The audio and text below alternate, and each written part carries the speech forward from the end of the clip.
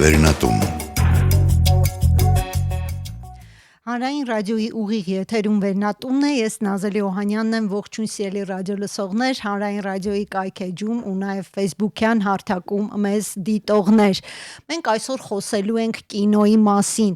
Կինոլորտի խոսույթում հաճախ է շրջանառվում ազգային կինոեզրույթը, եւ այն կարծես թե հաջողված կինոյի մասին է խոսում։ Հետաքրքիր է թե ինչն է կինոն դարձնում ազգային եւ որն է հաջողված ֆիլմի բանաձևը առհասարակ մեր օրերում։ Իսկ իմ հյուրն այսօր ամերիկահայ կինոգետ, արխիվագետ Զարե Արևշատյանն է, նա UCLA-ի Կալիֆոռնիայի համալսարանի ֆիլմերի եւ հեռուստատեսության արխիվագետ է ու նաեւ մեդիա համակարգող, դասավանդում է նաեւ Կալիֆոռնիայի համալսարանում եւ առհասարակ Կալիֆոռնիայի նահանգային համալսարանական համակարգում։ Ես սիրով ողջունում եմ, շնորհակալություն մեզ հյուրընկալվելու համար։ Շնորհակալություն հրավերից։ Կինոյի օրերս տեղի ունեցած ամենաթարմ իրադարձությունը մեզանում Ոսկե ծիրանն է, դուք որքանով հասկացա ժյուրիի անդամ եք, եւ բացի այդ հետևում եք հայաստանյան կինոզարգացումներին, ինչպես է գնահատում հայկական կինոյի ներկան։ Ուրեմն 23-րդ Ոսկե ծիրանը ավարտվեց ամսի 20-ին, հուլիսի 20-ին, մրցանակաբաշխության արարողությամբ, որը նշեց իմ կարծիքով Հայաստանի առաջատար կինո միջոցառման երևի ամենախոշոր դեպքերից մեկը, բավականին հզոր տպավորիչ լինելով մի կարող եմ ասեմ անակնկալ, որովհետև ինձ համար ենթադրում եմ, որ սա ամենահաջողն է եղել մինչև օրս, չնայած տարի բավականաչափ առաջադիմությունը զգալի է եղել հանդեպ Ոսկե ծիրան, ինչքան որ հասկացա բավականին մեծ քանակով ցուցադրումները մինչև իսկ տոմսերը սպառված են եղել,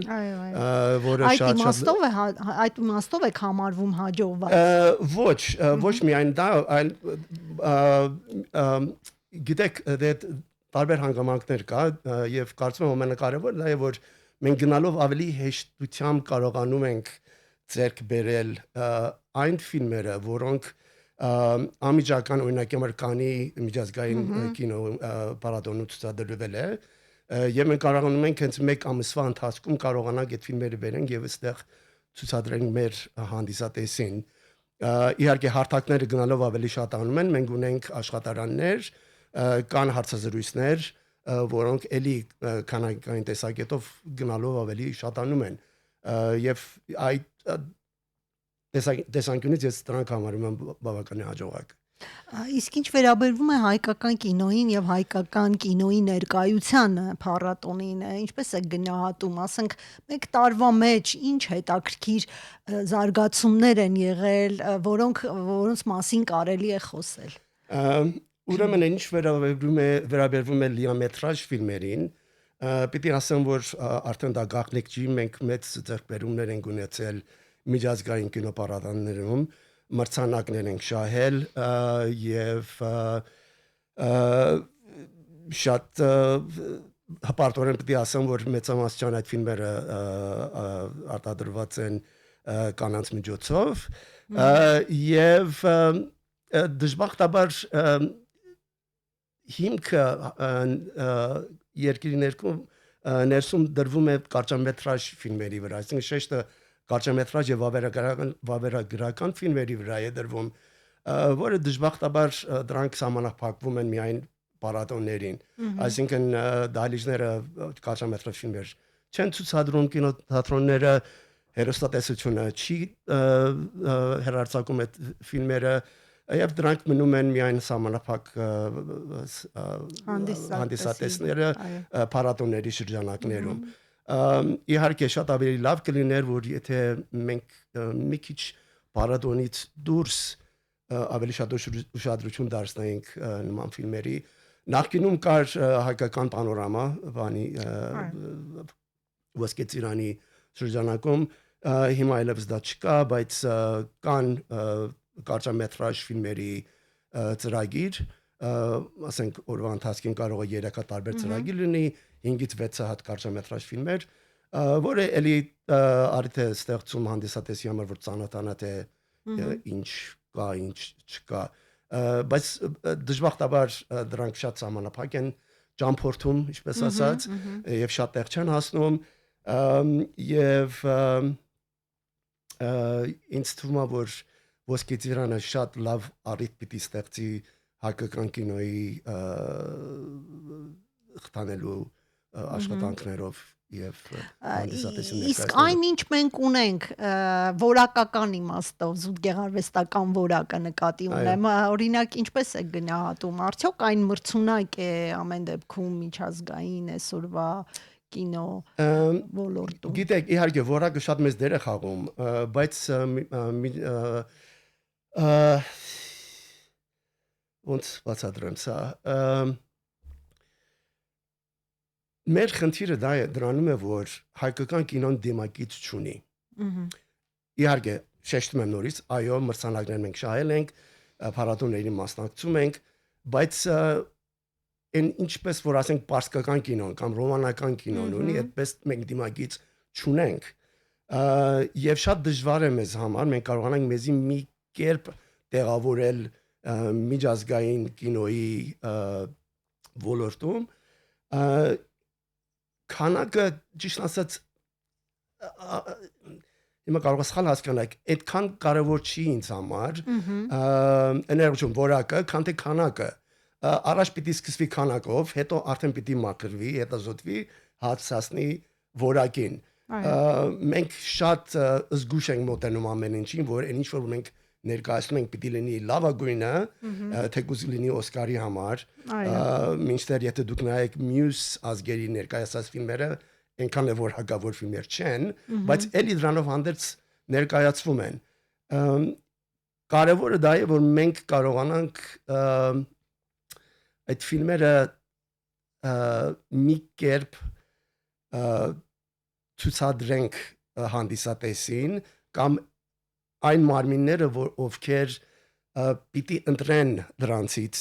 լավագույնը մրցակցությունների համար, եւ այդ մարդ ուժը չունենք մեկը, որ ժամ տրամադրի այդ հարցերով զբաղվի։ Ունենք միայն կինոյի հիմնադրամ, որը զբաղվում է որոշ հարցերով, որը բավականին կարևոր է, բայց դրանից ավել ոչ մի աջակցություն պետության կողմից մեր ֆիլմերը չեն ստանում։ Ֆիլմերը ստանում են ֆինանսական աջակցություն սկզբնական շրջանում, մինչև իսկ այսինքն կուզի լինի զարգացման փուլին, կուզի լինի արտադրության փուլում, յետարտադրության, բայց դրանից հետո արդեն դա մնում է ռեժիսորին, որ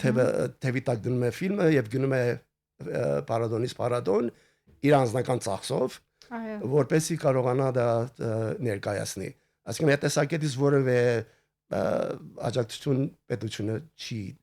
հասցնում։ Իսկ առհասարակ պետք է որ պետությունը ֆինանսավորի, տեսեք դուք խոսում եք նաև դիմագծից։ Ես այդ երկու ոնց որ եզրույթը եւ դիմագիծը եւ պետության ֆինանսավորումը եւ իմ բացման խոսքում, քանի որ ես շեշտեցի ազգային կինոն, ես այդ երեքը ուզում եմ իրար հետ այսպես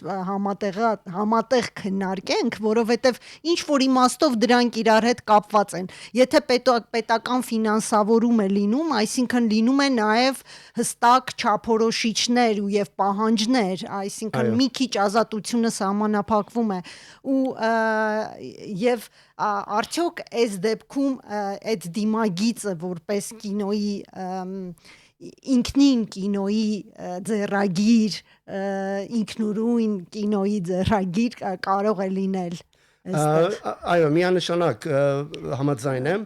Թեպետ մենք սովոր ենք տարիների վեր սովետական կինոն այո պատվիրել է եւ տվել է գումար եւ ստեղծվել է մեր այսպես ասած ազգային կինոն, որի մասին մենք իմ մյուս հարցին ես կուզեի անդրադառնանք հենց դրան։ Այո, տեսեք, փոքր երկրների համար իհարկե շատ կարևոր է պետության աջակցությունը, շատ։ Կինոյի օրենքը արդեն շեշտում է, որ ինքնուրույնությունը չի արգելվում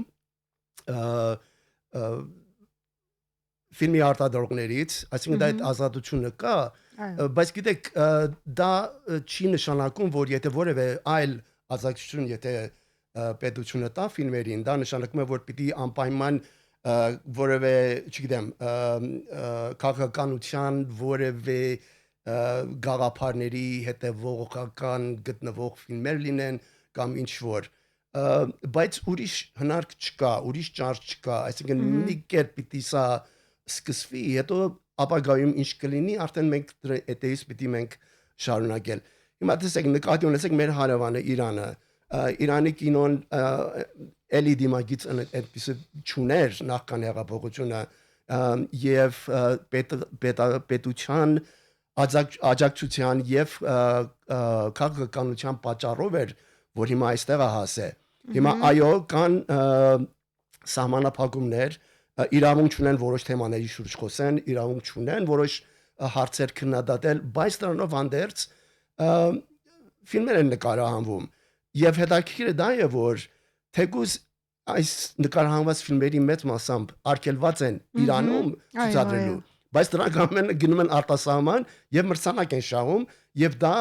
գալիս է օգուտ պետությանը, որ տեսեք օրինակ հիմա մենք ունենք այսպիսի պրեստիժ, որպեսզի մեր ֆիլմերը այսպիսի հաջողակ են դառնում։ Մեր բանակայում իհարկե աշխատանքը շատ մեծ է, իսկ այնտեղ ներողություն գրաքննության չի ենթարկվում, եթե ասենք իրենց չափանիշներին չի համապատասխանում, մանավանդ գիտենք Իրանում ինչ վիճակ է։ Գիտեք, սա շատ նուրբ քաղաքականություն է, դա նմանում է ասենք օրինակի համար ես արտադրում եմ ամենալավ որակի խնձորները, օրինակ եմ ասում, կամ ինչ մեքենա կամ ինչ որ, բայց մեր քաղաքացիները իրավունք չունեն այդ միրգ ու բարիքից օգտագործեն։ Դա անում ենք միայն ու միայն արտասահմանի համար, որ մի խոսքով կոպիտ ասած իրենց աշկը մտնենք եւ ասենք թե տեսեք մենք ինչեր են կարող անել։ Հիմա օրինակի համար մենք կա Ջաֆար Փանահի, այս իր վերջի ֆիլմը, որը արգելված է եւ իրան նորից պիտի բանտարկեն, բանտ պիտի նստի, բայց դա կա խաղեր, որ իրան գիտեն, որ Ջաֆար Փանահին եթե ֆիլմը նկարահանում, ինչ տեսակի ֆիլմ է լինելու, բայց թողնում են, թույլատրում են, որ այդ ֆիլմը նկարահանի, վերջացնի, ավարտվի, գնա ֆեստիվալներին, մասնակցի եւ հավանաբար մրցանակ շահի, բայց հետո մենք իր հետ մեր հարցերը կլուծենք։ Այդպիսի բան է։ Իհարկե ես նկատի ունեմ, որ նման մի բան լինի Հայաստանում, բայց ուղղակի դա շատ ակնհայտ ունեն, շատ པարզ մի օրինակ է, որ ինչպես պետական աջակցությունը մինչև, ասենք, ֆիլմերի ցուցադրումը շատ մեծ դեր է խաղում ֆիլմերի հաջողության եւ այդ դիմագիծը ստեղծելու համար։ Իսկ առհասարակ այդ դիմագիծը դուք նկատի ունեք, որ դա նաև ազգային կինոն է, որովհետև ես կուզեի առհասարակ մենք հասկանանք, թե ինչ է նշանակում ազգային կինո, որովհետև մեզանում կա այդ խոսույթը, որ եթե լավն է եւ հաջողված է, ուրեմն դա կարելի է համարել կամ դասել ազգային կինոյի շարքում, հա, այդպես է, թե մի քիչ այլ չափանիշներ կան։ Գիտեք, դա շատ բարդ նյութ է, թեմայի քննարկելու, բայց ես ոնց բացատրեմ դա համարոտ տեսեք տարբեր մոտեցումներ կա ազգային կինոյի ես նախ եթե թույլ տաք ես մի հատ մի բան կարդամ ես չէի ուզում սխալվեի ուղղակի գրել եմ սա կինոյի վերաբերյալ օրենքից է գրված թե ինչ է ազգային ֆիլմը այսինքն դա սահմանվում է դա որ դա կապ չունի Հայաստանի հետ կարծես չէ Հայաստանին սա հոդված 13-ի մասն է կազմում ազգային ֆիլմ օրինակ գրված է ազգային ֆիլմ է համարվում կինոթատրոնում ցուցադրվելու համար նախատեսված այն օրինակ դիմեկը ստեղծագործական խմբի մեծամասնությունը Հայաստանի Հանրապետության քաղաքացի է։ Նա իսկ երկրորդը ասում է որ սցենարի հեղինակը եւ կամ բեմադրող ռեժիսորը Հայաստանի Հանրապետության քաղաքացի է։ Տեսնում եք, ոչ լեզվի մասին է խոսում, ոչ որակի մասին է խոսում, ոչ թեմայի մասին է խոսում, ուղղակի եթե ստեղծագործական կազմի մեծամասնությունը լինեն Հայաստանի Հանրապետության քաղաքացի, ֆիլմը համարվում է ազգային ֆիլմ։ Բայց եթե ինձնից հարցնեք, ես կասեի, որ այո, լեզուն մեծ դեր է խաղում, իհարկե, եւ թեման, եթե թեման ֆիլմը չի առնչվում հայկական իրականության հետ, դա կարող է լինի ինչ-որ մի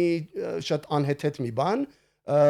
էլի նորից կարող է համարվի ազգային կինո, բայց արդյոք դա է լինելու մեր ներկայացուցիչը կամ այդ դիմագիծը ստեղծելու ֆիլմերը, որովհետև մենք Սփյուռքում էլ ունենք շատ հետաքրքիր տիպիկ օրինակներ, օրինակ նույն Ատոմ Էգոյանի ֆիլմը, Արարատ ֆիլմը։ Այո, ընդհանրապես օրինակի համար, եթե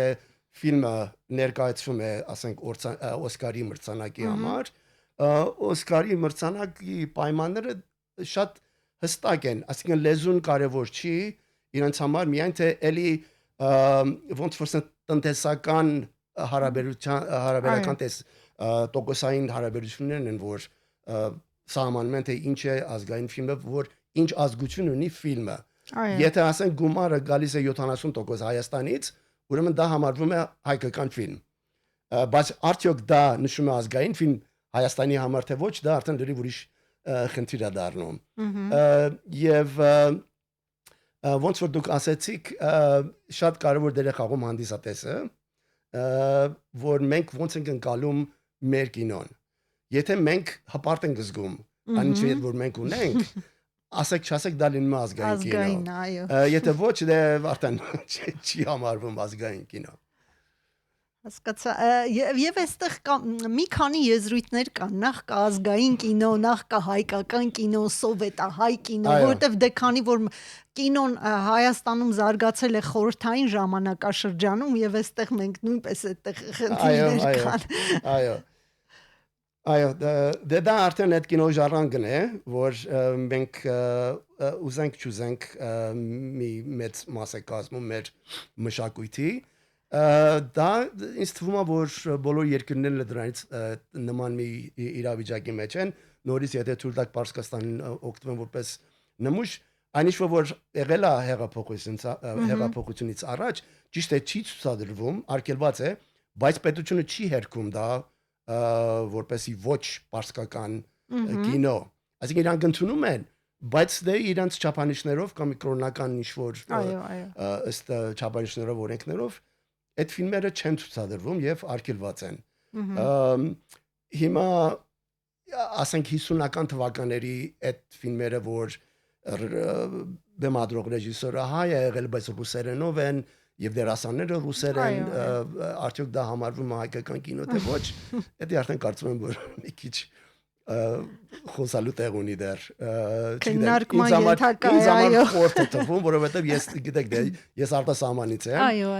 Եվ դա ինձ համար մի քիչ տարօրինակ է թվում, որ ուզենայի ասեի, որ այո, դրանք համարվում են ազգային կինո, բայց թեպետ օրինակ դրա համեմատ մենք նույն Կանադայի քաղաքացի Ատոմ Էգոյանի ֆիլմը կարելի էր ավելի շատ ազգային համարել, որտեղ ազգային հարցերի ու խնդիրների մասին է չէ խոսում։ Այո, միանշանակ։ Օրինակ տեսեք, իմ կարծիքով Ատոմ Էգոյանը ունի երկու հայկական ֆիլմ, ունի Օրացույցը եւ Արարատը։ Ճիշտ է, ոչ մեկը կան լսվում է հայերեն, բայց հիմնականում հայերեն խոսուն ֆիլմեր չեն, բայց 100% առնչվում են հայկական իրականությանը։ Եվ դա կարծում եմ, որ պիտի նկատի առվի, երբ որ մենք խոսում ենք ազգային կինոյի մասին, այսինքն պիտի մի քիչ սահմանները ընդարձակվեն եւ չափանիշները, չէ՞, այդ առումով։ Շատ լավ, առհասարակ գոյություն ունի փառատոնային էկզոտիկա հասկացությունը, որը կարծում եմ մի փոքր էլ Իրանի հետ է առնչվում։ Օրինակ միջազգային փառատոններում կինեմատոգրաֆիաներից կինեմատոգրաֆի արտիստներից ներողություն ակնկալում են ինչ որ իմաստով էկզոտիկա,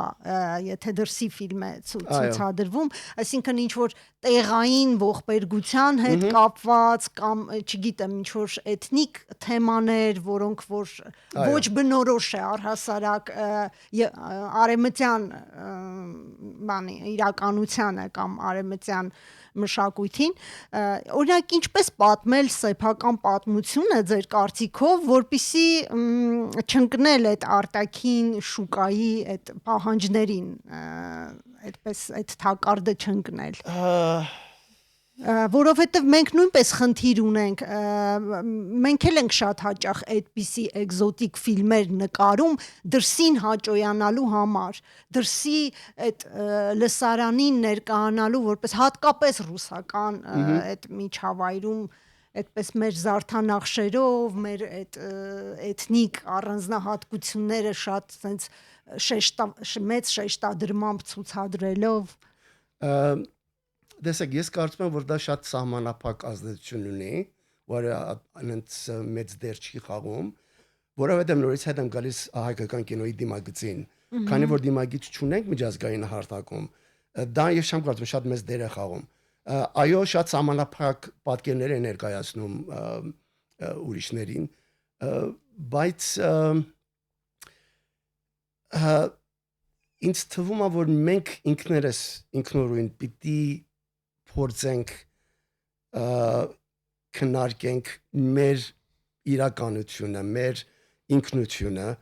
մեր ֆիլմերով, առանց որ մտածենք թե բարեհաճոյապես մենք ներկայացնենք մի բան օտարներին։ Դա ուղղակիորեն շատ մեծ խանգարիչ հանգամանք է լինելու մեզ համար։ Բայց տեսեք, հիմա ես չեմ ուզենա քննադատություն արած լինեմ, բայց կարճամետրաժ ֆիլմերը, որ ես նայում էի, արդեն մի քանի տարի է, որ կարճամետրաժ ֆիլմերը որ նայում եմ, շատ դժբախտաբար պիտի ասեմ, որ նույն թեմաների շուրջն են։ Իսկ որ թեմաների հատկապես։ Տեսեք, թեմաները հիմա շատ ճիշտ ասած դա յուրահատուկ չի Հայաստանին, ընդհանրապես ուսանողական ֆիլմերի թեմաները նույն թեմաների շուրջ են, նույն ֆիլմերը նույն թեմաների շուրջ են պատտվում, մեկը մահ, ծերություն, մենակություն եւ մռայլություն, ասես մռայլություն կա ֆիլմերի մեջ։ Հիմա ես չեմ ասում դրանք վատ են կամ բացասական են, իհարկե շատ ֆիլմերում դրանք շատ դրական դեր են խաղում, բայց ինձ թվում է, որ մենք փորձում ենք, որ ներկայացնենք մի լուրջ կերպար Հայաստանից կամ հայկական կյանքից, առանց որ մենք մտածենք, որ դիմացինը միգուցե չի կարողանում այդ կապը ստեղծի մեզ հետ, որպեսզի ընկալի թե մենք ինչ մեր ասածը ինչ է։ Այսինքն դիմացինին չի հասնում քո ողբերգությունը։ Այո, դա շատ ասած յուրահատուկ մեր ողբերգությունն է, եւ դա մնում է մեզ։ Եթե ուզում ենք կիսվենք, դիմացինը շատ դժվար չեմ կարողանա հասկանալ։ Ուզում եք ասել մեր թեմաները հիմնականում շատ լոկալ են եւ համամարտկային բան չունեն։ Այո, գիտեք, 92 թվականին ես այդ ժամանակ որ աշխատում էի ամերիկյան ֆիլմի ինստիտուտում, մենք այնտեղ պարադոն ունեինք եւ առաջին անգամ այնտեղ ներկայացվեց հայկական ֆիլմերի մի փաթեթ, այսպես ասած։ Այո, կարծեմ Փարաջանովը դուք եք, չէ՞ ներկայացրել։ Չէ, Փարաջանով ես չէի ներկայացրել այդ ժամանակ։ Սա այդ ժամանակը որ ճիշտ անկախությունից ամիջապես հետո էր, կամ այդ շրջաններում էր 92, հա, այդ շրջաններում էր, սահմաններում էր, եւ այդ տղան որ ֆիլմեր ցուցադրում պրոյեկտինիստը ինձ կատակով ասաց որ կա որևէ հայկական ֆիլմ որ մեջը չլինի խաչ եւ ոչխար այսինքն իր տեսանկյունից լրիվ հայկական ֆիլմերը այդ սահմանափակում են այդ երկու բաները խորհրդանիշներով եւ թեկուզ պատմությունը տեղի ասեն գործողությունը տեղի էր ունենում քաղաքում թե գյուղում անկախ դրանից էլի կային խաչ եւ ոչխար բայց դա ես միշտ մտքումս մնացել է Հիմա իհարկե չկա այդքան այդ աստիճանի, բայց էլի ինչ որ կարծրատիպային մոտեցումներ կան, հա։ Օրինակի համար մենք կարծում ենք, եթե Փարաջանովի մասին մի հատ ֆիլմ նկարանենք, ուրեմն պիտի աշխարհը մեկ մեզի լավ հասկանան կամ ընդունեն, կամ չգիտեմ, ինչ անեմ, կարող է ֆիլմը շատ հաջողակ լինի, դա ուրիշ հարց է, բայց արդեն կարծում եմ, որ ժամանակն է Փարաջանովին հանգիստ ունենք։ Շատ լավ։ Եկեք մեր հայկական կինոյից դուրս գանք, առհասարակ խոսենք գլոբալ կինոյի մասին, որովհետև նաև փորձենք ամփոփել մեր զրույցը 5 րոպե մնաց, ես շատ հարցերի մասին կուզեի ձեզ հետ խոսել, բայց դա է մեր ժամանակը։ Ընդհանրապես այսօր կան այդ սթրիմինգ հարթակները, չէ, Netflix եւ չգիտեմ ինչ, որտեղ որ ինչ որ իմաստով ուզում եմ հարցնել, թե արդյոք ազգային կինոյի համար որևէ տեսակի դռներ բացում են այս հարթակները եւ արդյոք դա չի վնասում ազգային կինոյին այդ մասսայական ճաշակի պահանջները եւ այլն այդ իմաստով։ Չի ասի, որ նախ եւ առաջ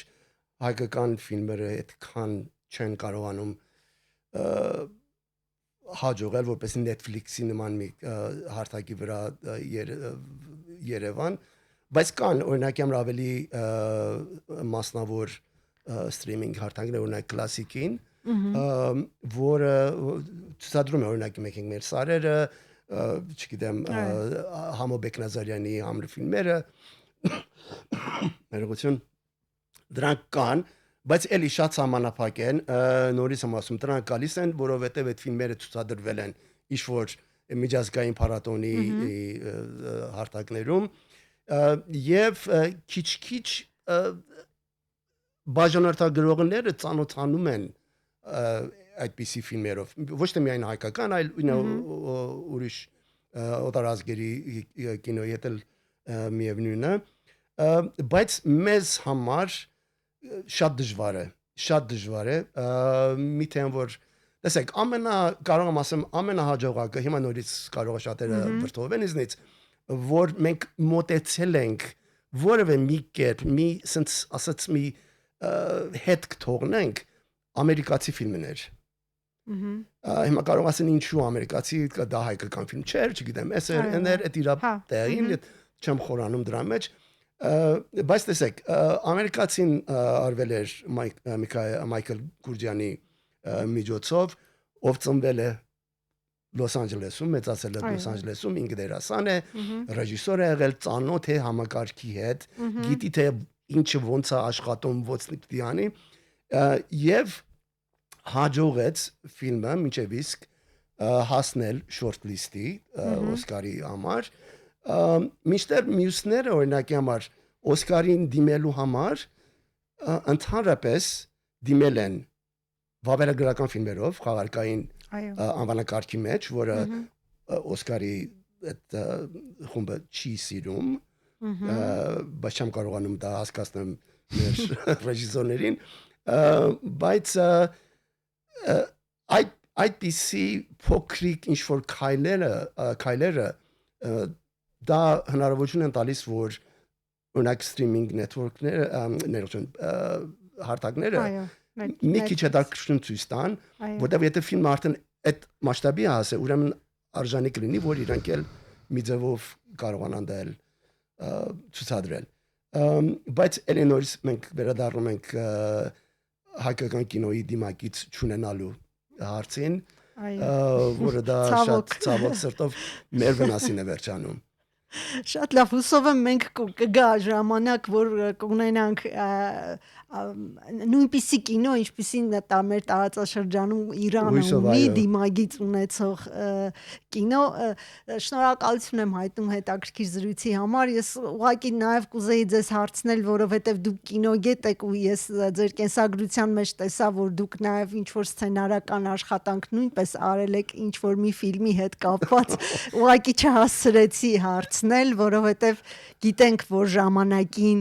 եվրոպական կինոյում այդ այդպիսի օրինակներ կան, որոնք որ քննադատում են կինոն եւ հետո իրենք են նախաձեռնում կինոն ստեղծելու, արդյոք դուք ունեցել եք նման նպատակներ։ Չէ, ես ինքս չեմ համարձակվի համեմատել դրանց,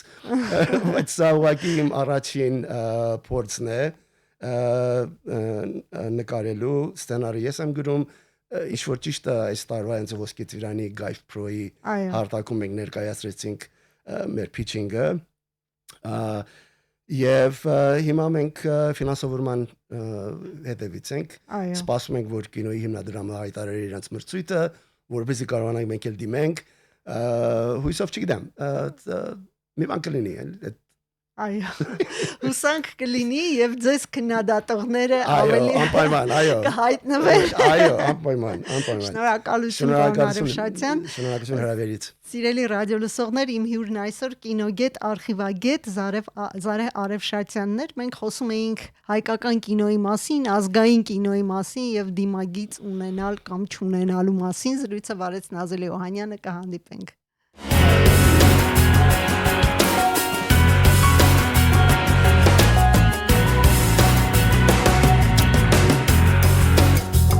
Վերնատուն